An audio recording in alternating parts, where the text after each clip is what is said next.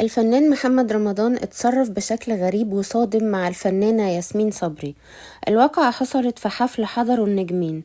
الكاميرات التقطت احتكاك غريب بينهم بعدما صافح محمد رمضان ياسمين خلال اللقاء، فقالت له الفنانة: مبروك يا ابني برنامجك. فرد بعصبية: ابنك؟ انتي مجنونة؟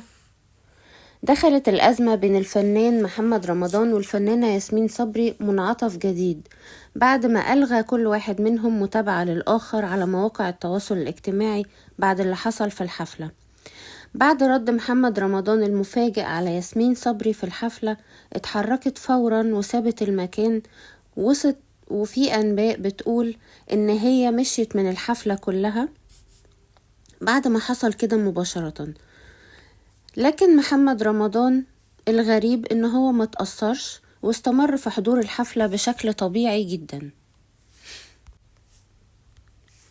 وبعد الخلاف اللي حصل بين الفنان المصري محمد رمضان والممثلة المصرية ياسمين صبري، عاد محمد رمضان وعلق على الموضوع مرة جديدة عبر خاصية الستوري على موقع التواصل الاجتماعي، وكتب: نشر محمد رمضان صورة للموقف وهو بيسلم على ياسمين صبري، وحط معاه جزء من أغنية مافيا، والمقطع اللي حطه بيقول: الحب بالحب الدنيا تمشي وانت تزيد محبة، ما تعقدهاش وبلاش تعمل من الحبة قبة، أصل التناكة من الآخر دي ليها ناسها، والناس اللي بتتنك أنا بديها فوق راسها. وخلال تبادل السلام بينهم أثناء اجتماعهم في سحور رمضاني، قالت له: مبروك، وحشني يا ابني. اعتبرها محمد رمضان جملة مستفزة جدا ورد بانفعال جدا، وده خلى الموقف متوتر وأحرجها وخلاها تسيب المكان وتمشي بسرعة. ناس كتير اتصدمت من رد فعل محمد رمضان، والناس علقت وقالت إن ياسمين صبري كان بتتعامل على طبيعتها جدا، وكان في عشم وهي بتسلم عليه، لأن ياسمين صبري ومحمد رمضان اتعاونوا مع بعض قبل كده مرتين.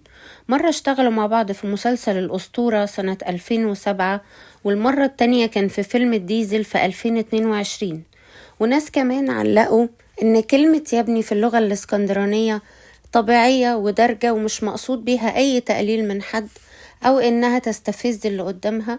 بالعكس، الاسكندرانية متعودين يقولوها كتير جدا للحد اللي قريب منهم، أو في عشم بينهم وبينه، أو إنه صديق مقرب، أو من دايرة الأصحاب.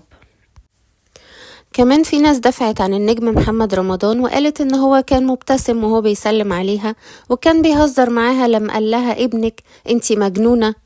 وناس على الجانب الآخر شافوا إن الموقف ده منتهى الغرور والتعالي، عشان هو مش متقبل كلمة بسيطة زي دي من زميلة اشتغل معاها أكتر من مرة. وفي ناس كمان رجعت تدور في تاريخهم وشافت ان ياسمين صبري اتكلمت شوية عن فيلم الديزل ان هو محققش نجاح او ما كانتش مبسوطة بيه، فمحمد رمضان شايل لها الموقف ده ومش قادر ينساه.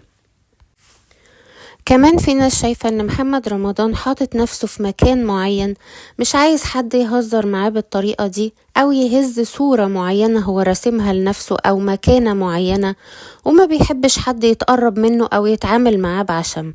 هو شخص شايف نفسه نمبر 1 ومش عايز حد يكون بيتعامل معاه بتلقائية زيادة عن اللزوم. بالظبط، عايز يكون ليه برستيج في كل موقف وفي كل مكان.